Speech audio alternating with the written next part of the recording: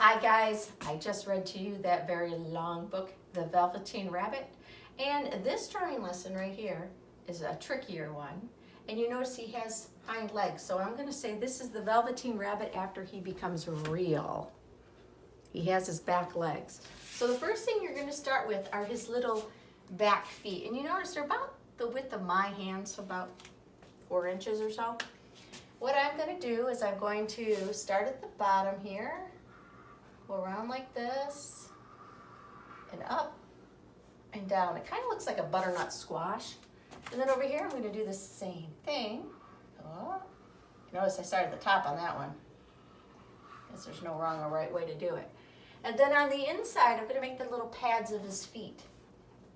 So, a little hump and around, up a little hump and around. And then these are his little pads of his toes. I'll just make 3 of those. They're like little ovals.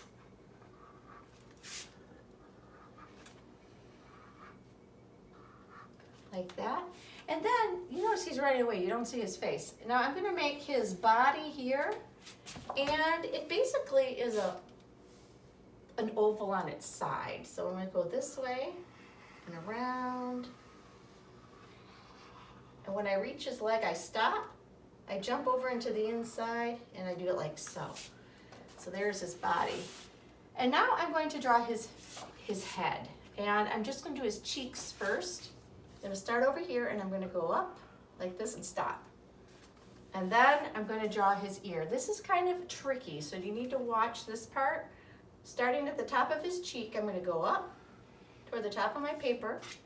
I'm going to close it off like this and come right back down. It looks kind of squared right now.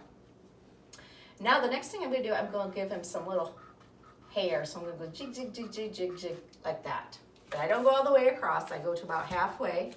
And then I'm going to come over this way with his other ear.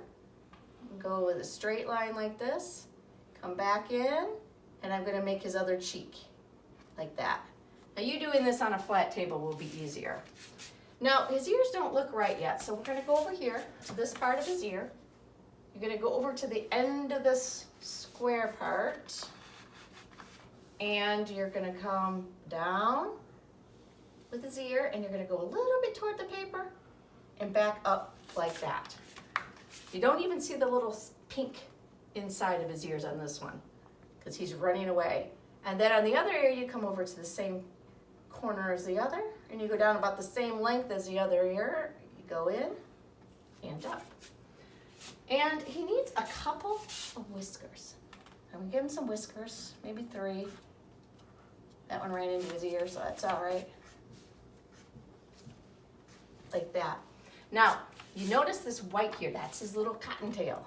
So I'm just gonna go like this, kind of like making a little cloud, like so. Now, I am not going to take the time to color this in because that took a while. But keep in mind, the only thing that stays white is that tail. The inside of his pads are pink.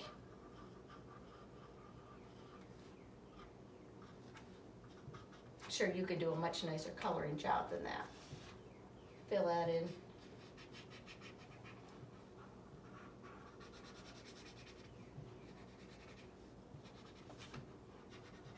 And then everything else, basically, around that tail is going to be brown. And when you get done, what I like to do is go back with the marker, which is what I did on this one, and I make it dark again, so that it really stands out.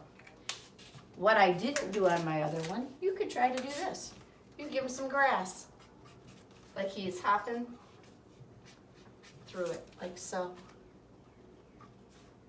And then you have the Velveteen Rabbit running away to be real. Happy Easter.